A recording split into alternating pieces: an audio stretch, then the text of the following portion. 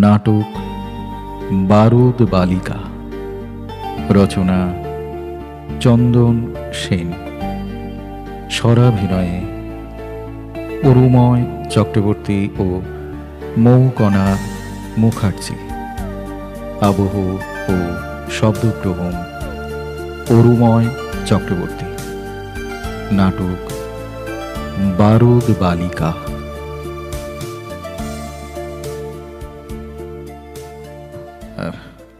বলুন, একটু তাড়াতাড়ি করবেন প্লিজ। আজ সোমবার তো, ভিজিটারের পর ভিজিটার। সকাল 8টা থেকে এ পর্যন্ত দর্শনার্থীদের সংখ্যা 50 ছাড়িয়ে গেছে। অবশ্য ছুটির পর দিন এমনই হয়। বলুন, কি করতে পারি? কী হলো? এক দৃষ্টি তাকিয়ে আছেন কেন? সংকোচ হচ্ছে? নার্ভাস লাগছে? আরে দূর, আমি এখন মন্ত্রী হতে পারি। 10 বছর আগে তো আমিও একজন সাধারণ মানুষ ছিলাম। সংকোচের কি আছে বলুন? অকপটে বলুন। কী হলো? শুনুন, আমার এসব নাটক দেখার সময় নেই। আচ্ছা, এমন ভ্যাকেন্ট লুক দিচ্ছেন কেন? আপনার চোখে তো চশমা আছে, আমায় দেখতে পাচ্ছেন না? নাকি কানে শুনতে পান না? আরে প্লিজ তাড়াতাড়ি করুন, এখনও জনাভিষেক ভিজিটার, তারপর রাইটার্সে যাবো, সেখান থেকে 4-4টে অনুষ্ঠানে যেতে হবে। মন্ত্রী হলে নাকি এসব হ্যাবা পোয়াতে হয়। তোর প্লিজ। আরে কী হলো? Either speak out or get out please. কি হলো?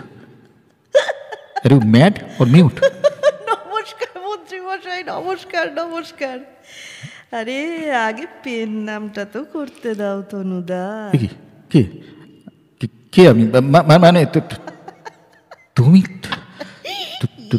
তুমি মন্ত্রী তোতলাচ্ছে। আরে 10 বছরের অমন ডাক সাইটে মন্ত্রী, দুর্ধর্ষ বক্তা, জনপ্রিয় নেতা, অসম্ভব ডাইনামিক কর্মবীর, ক্রাউড ক্যাচার, 51 বছরের সফল পুরুষ তন্ময় রায় তোতলাচ্ছে। ভীষণ ভীষণ রেয়ার দৃশ্য, কি অসম্ভব ব্যাপার, বিরল ঘটনা। দোলন, দোলন তুমি? এই তো আমাদের তনুদা না? এত বছর পর আমার সঙ্গে দেখা করার জন্য এমন একটা ভীষণ ডিস্টার্বিং দিন বাঁচলে কেন দোলন? আরে আজ এতকাল পর একটা ব্যস্ততম দিনেই তোমার চেহারা আর গ্ল্যামার, ব্যক্তিত্ব নিজের চোখে দেখার ইচ্ছে হলো যে। আর তাছাড়া ছুটির দিন তো তুমি আরও বেশি ব্যস্ত, মানে ঘরে অনিশ্চিত। তা ঠিক বলেছ, এত কাজ আর এত মানুষের ভিড় থাকে। আমার ভালো লাগছে তোমায় দেখে, বিশ্বাস করো দোলন, দারুণ লাগছে। আরে তোমার প্রহরী, পুলিশ, পিএ, সিএ, দলীয় ভক্তদের হার্ডল ক্রস করে এখানে আসতে না প্রায় 2 ঘন্টা লেগে গেল। তাই? হ্যাঁ, প্রতিশ্রুতি দিয়ে এসছি। মানে শেষ যে দরজাটা পেরিয়ে তোমার এখানে আসা, সেই দরজার সামনে দাঁড়িয়ে থাকা বয়স্ক মানুষটিকে কথা দিয়ে এসেছি 5 মিনিটের মধ্যেই কথা শেষ করব। তুমি আমায় চিনতে পারলে, আমি তোমায় আরও আগে চিনতে পেরেছি। আমি ভালো আছি দেখে গেলাম, তুমিও ভালো আছো, ব্যাস। 9 বছর হলো আমি চশমা নিয়েছি, দেখলাম তুমি এই 51 বছর বয়সেও চশমা নাওনি। আমি একা এসেছি, দেখি তুমি আজ আর একা নও, ভীষণ জনপ্রিয়, তোমার সঙ্গে সব সময় অনেক মানুষ। তোমায় দেখে আমার খুব আনন্দ হচ্ছে। অবশ্য একটু ব্যথা লাগছে মনে, আমায় দেখে তুমি প্রথমে একটু আনন্দ পেয়েছিলে, নস্টালজিয়া জাগছিল, এখন সময়ের অভাবের জন্য অস্বস্তি পাচ্ছ, ব্যাস ফির মিলেঙ্গে। মোটামুটি এক নিঃশ্বাসে সব বলার কথা শেষ। চলি তনুদা, 5 মিনিট প্রায় শেষ হতে চললো। দাঁড়াও দোলন, ঠাট্টা করতে এসেছিলে? না, দেখা করতে। তাহলে এভাবে চলে যাচ্ছ কেন? হয়ে গেল দেখা, তাই বলার কথাগুলো সব শেষ হয়ে গেল বলে। আমার কথা তো শুরুই হলো না। তাহলে মন্ত্রীমশাই দয়া করে রুপলপুর গ্রামের সতীশ মাস্টারের ভাঙাচোরা চেহারার পুরনো বাড়িটা একদিন ভিজিটার হয়ে আসুন, তখন আমি শুনবো আপনার কথা, এখন যেমন আপনি শুনলেন। আরে না না না না, ভয় নেই ভয় নেই, আমার খুব একটা ভিজিটার নেই, গেলেই দেখা হবে। কোনো পুলিশ, রাইফেল, সিএ, পিএ নেই, সোজা ঢুকে আগের মতো রান্নাঘরে কিংবা ছাদের উপরে চলে আসবেন, যেখানে আমি শীতকালে রোদ পোয়াই। আরে আগের মতো না, খেজুরের রসও খাওয়াবো। দোলন, বিয়ে করনি এখনো? এখনো? এখনো মানে? না, করিনি, মানে ওই করা হলো না আর কি। মাস্টার মশাই, মাসিমা? ফটোটা দেখে এসো। শেষ দিককার চেহারা বা ফটো কোনোটাই তো তুমি দেখোনি। বয়সের চেয়ে অনেক বুড়িয়ে গেছিলেন দুজনে। বোধ হয় আমার জন্য ভাবতে ভাবতেই। তোমার ভাইটা ওই যে শঙ্খ শঙ্খ খাঁটি মধ্যবিত্ত চাকরি পেয়েছে, বিয়ে করেছে এবং প্রচণ্ড ব্যক্তিত্ব আর সাহসের তুবড়ি ছুটিয়ে ধনী কন্ট্রাক্টরের একমাত্র মেয়ের আদেশ, অর্থাৎ বউয়ের অভিমান, ওই অভিমান মেশানো অনুরোধ রাখতে নিজের বাড়ি ছেড়ে শ্বশুর বাড়িতে ঘর জামাই হয়েছে। ভালো আছে শঙ্খ, ভালো আছে। ওদের এক ছেলে এক মেয়ে, দুজনেই ডন বস্কোতে পড়ে, ওদের গাড়িও আছে। তবে ওরা আজ আর কলঙ্কিনী বোনের খোঁজ নেয় না, ভাইফোঁটাতেও কখনো আসে না। আর তুমি, তোমার কথা বলো, মনে আছে আমরা তোমায় বলতাম বারুদ বালিকা, বারুদের মতো বিস্ফোরক ছিল তোমার ভেতরের শক্তি, মনে আছে? বারুদ বালিকা, হ্যাঁ, তোমার বারুদ বালিকা এখন একা, ভীষণ একা। না মানে ওই একা কুম্ভ রক্ষা করে নকল বুদ্ধিগড় আর কি। দল করছো না, পার্টির কাজকর্ম করছি তো, যতটুকু পারি করছি। কাজও কমে গেছে, শুধু মন্ত্রী, এমএলএ, এমপি, পঞ্চায়েত বা মিউনিসিপ্যালিটি কেন্দ্রিক কাজ সব হাটে মাঠে ঘাটে কাজ অনেক কম। মানে মানে আমার কাজ অনেক কম। সত্যি বলছি তরুণ, মন্ত্রী হওয়ার পর নয়, তার আগেও আমি বারবার তোমার খোঁজ নিয়েছি, বারবার। পুরনো এলাকায়, মানে তোমাদের রূপলপুরের লোকজনদের সঙ্গে দেখা হতেই বলতাম সবার কথা। শুনেছি তুমি আগের মতোই আছো, তেমনি জেদি, তেমনি সাহসী, তেমনি সেন্টিমেন্টাল, তেমনি বারুদ বালিকা। বারুদ বালিকা। চলি চলি, এবার 5 মিনিটের বেশি হয়ে গেল তনুদা। বারবার সময়ের কথা বলছো কেন? কারণ ওটা তোমার কাছে এখন ভীষণ মূল্যবান। মন্ত্রীমশাই আগের মতো ইছামতির পাড়ে দাঁড়িয়ে গলা খুলে আজ আবৃত্তি করতে পারবেন? ছাদের রেলিংয়ের উপরে আগের মতো পা দুলিয়ে গান গাইতে পারবেন? মেলায় মেলায় দলের প্রচারের শেষে বাড়ি ফেরার পথে হঠাৎ পুকুরের পাড়ে দাঁড়িয়ে অর্ধলুঙ্গ ছেলের হাত থেকে বড়শি কেড়ে নিয়ে মাছ ধরতে পারবেন, সবাইকে বুড়ো আঙুল দেখিয়ে? বলুন। পারবেন না, পারবেন না, আমি জানি আর পারবেন না। ওটা ওটা এক বয়সের কাজ, একটা সময়ের কাজ। মানুষ বয়সের সঙ্গে এগিয়ে চলে, ভাবনায়, চিন্তায়। ধরুন বয়স হলে মানুষ অনেক পরিণত হয়, সংযত হয়, সতর্ক হয়, তাৎক্ষণিক আবেগে সাড়া দিতে গিয়ে। তুমি তো পরিণতই হয়েছ, অনেক পরিণত। কেন আর হঠাৎ আবেগে সাড়া দিতে যাবে? তুমি এতকাল পরে এলে, এটা স্বাভাবিক তুলুন? এটা স্বাভাবিক মন্ত্রীমশাই, আপনার জন্য এখনো জনা 20 ভিজিটার। এই কি আছো বিমল, সবাইকে বলে দাও আজ আর কারোর সঙ্গে দেখা হবে না, কাল আসতে বলো। আমি হঠাৎ একটু ব্যস্ত হয়ে পড়েছি, বলে দাও। আর দরজাটা ভিজিয়ে দাও। এসো, আর সময়ের খোঁটা দিও না তুলুন। কিন্তু আমার যে সময় খুব কম।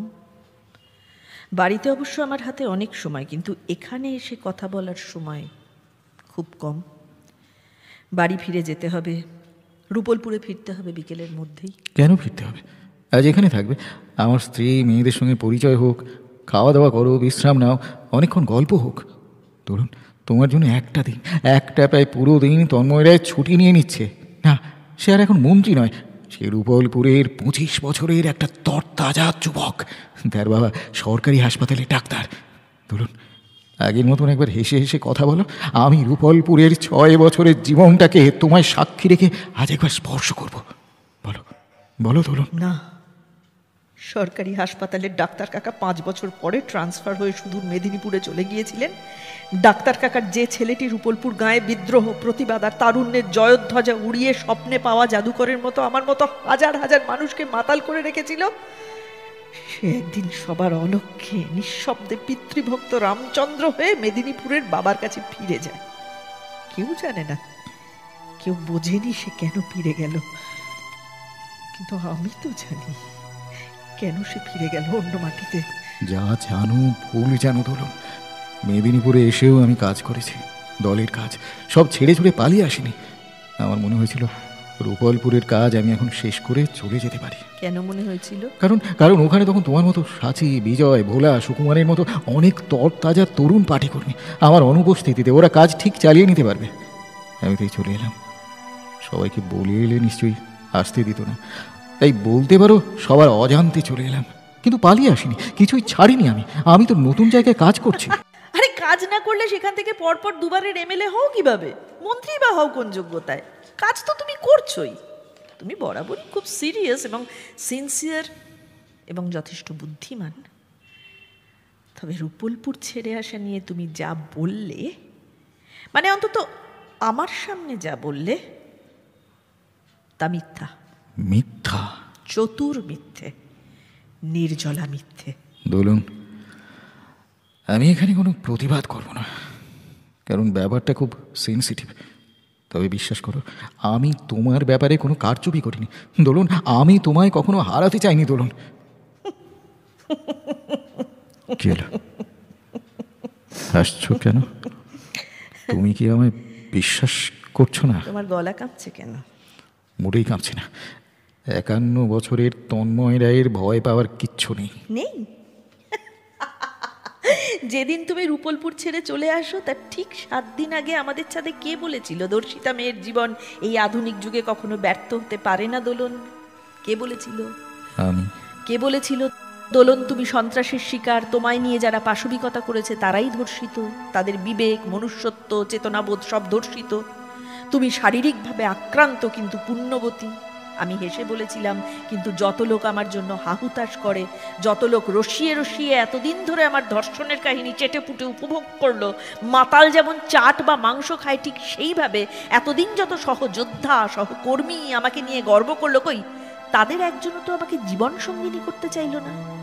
আমি বলেছিলাম তনুদা, আমি তোমায় কাঁদতে কাঁদতে বলেছিলাম, এই হতভাগা দেশে আমরা যত প্রগতির কথা বলি না কেন, যত আদর্শবাদের দোহাই পারি না কেন, ভেতরে ভেতরে আমরা মধ্যবিত্ত, সুবিধাবাদ আর সূচিবায়গ্রস্ততায় পঙ্গু। Yes yes, we are frail, fragile, fragile, fragile. সেই রাতে আমি তোমার হাত ধরেছিলাম, মনে আছে? জীবনে প্রথম এবং শেষবার তোমার হাত ধরেছিলাম। বলেছিলাম, ব্যতিক্রম আছে দোলন, তুমি ধর্ষিতা হয়েছ, এটা আমার কাছে একটা দুর্ঘটনা, কিন্তু তোমার কাছে কোনো লজ্জা সংকোচের কারণ নেই। আমি বলেছিলাম, তুমি ভেঙে পড়ো না দোলন। না, তুমি এইটুকুই শুধু বলনি, শুধু লোক দেখানো শ্রুতি সুন্দর কথার আর কথার ইট গেথে আমার শোক যন্ত্রণাকে আড়াল এনে দাওনি। তুমি তুমি বলেছিলে তুমি তুমি আমার সব ভার নেবে। আমি অনেক দূর এগিয়েও এতটা এগোতে পারিনি। তুমি আমায় ক্ষমা করো দোলন। ক্ষমা? এই দেশে দোলনদের জন্য দীর্ঘশ্বাস আছে, কান্না আছে, সহানুভূতি আছে, আবার দোলনদের জন্য আত্মহননের অনেক রাস্তাও খোলা আছে। আমি বিয়ে করতে পারতাম, তোমার পরে আরো 2-1 এমন সব দারুণ সুন্দর কথার মালা নিয়ে এসেছিল না। আমি আত্মহত্যা করিনি। একটা রহস্যময় ঘেন্না আর অস্ফুট যন্ত্রণায় বিয়েও করতে পারলাম না। ভাবলাম সব স্বপ্নের মানুষগুলোই বোধহয় তুমি। ভালো ভালো কথা বলো, তারপর এড়িয়ে যাও, পালিয়ে যাও, প্রয়োজনে স্থান ত্যাগ করো। দোলন, চলি। এই সবাইকে চলে যেতে বলো না, তুমি ব্যস্ত মানুষ, আমার যাবার সময় বলে দিয়ে যাচ্ছি বাকিদের পাঠিয়ে দিয়ে যেতে। দোলন, আজ এতকাল পর আমার বুকে এই যন্ত্রণা, এই হাহাকার, এই অনুতাপ তখন কেন জাগিয়ে দিলে বলে যাও। এমনি তুমি খুব পরিশ্রমী জনপ্রিয় মন্ত্রী, তোমার কাছে কত মানুষ কত সমস্যা নিয়ে আসে। এই তো সেদিন তুমি খবরের কাগজের হেডিং হয়েছিলে, বারবনিতাদের জন্য তুমি বিনামূল্যে স্বাস্থ্য পরীক্ষা করেছো, ওদের শিশুদের জন্য ভালো ভালো পরিবেশ শিক্ষা ব্যবস্থা করেছো। সবাই তোমাকে ধন্য ধন্য করছে, আমিও তোমাকে অভিনন্দন জানাই। এই এত সব অভিনন্দনের সামনে কোনো এক হতদরিদ্র গাঁয়ের হতভাগ্য স্কুল মাস্টারের দর্শিতা কন্যার হাহাকার আর চোখের জল তোমাকে কতটা আলোড়িত করে তার উত্তরটা খুঁজতে এসেছিলাম। উত্তরটা আমি পেয়ে গেছি। চলি। না, তুমি যাবে না, এভাবে তুমি যেতে পারো না। তুমি আমার আবার সেই হারানো দিনগুলো স্মৃতি জাগিয়ে গেলে কেন? কেন হৃদয় খুঁড়ে খুঁড়ে বার করে আনলে আগুনে পোড়া ধকধকে অহংকার? কেন কেন দোলন, কেন? কারণ আমাদের মতো মেয়েরা এমনি করেই যে আসে তনুদা, আবার এমনি করেই চলে যায়। মহাকালের খাতায় একটা সামান্য জ্যামিতিক বিন্দু হয়েই আমাদের থাকতে হয়, সেভাবেই থাকতে দাও। গাছের শুকনো ছেঁড়া পাতা যেভাবে জানলা দিয়ে হঠাৎ কোনো রাজমহলে ঢুকে পড়ে, জোনাকির ভীরু আলো যেমন হঠাৎ এক সর্বনাশা কৌতুকে আঁধার রাতের পথিককে পথ দেখাতে চায়, তেমনি তেমনি করেই আমি এসেছিলাম, চলেও যাচ্ছি। দোলন, এই আসা আর যাওয়ায় পৃথিবীর কারোর কোনো ক্ষতি হবে না। তবু তুমি যে এত বড় মন্ত্রী হয়েও, এত জনপ্রিয় একটা মানুষ হয়েও একটা অখ্যাত অবজ্ঞায় ধর্ষিতার জন্য হঠাৎ এতটা কেঁদে উঠলে, হঠাৎ গলাটা যে তোমার বহুদিন পর একটু ভারী হলো, এটাই তো আমার লাভ, এটাই তো আমার অনেক পাওয়া। চলি। দোলন, দোলন যেও না, দোলন শোনো, দোলন যেও না, দোলন শোনো।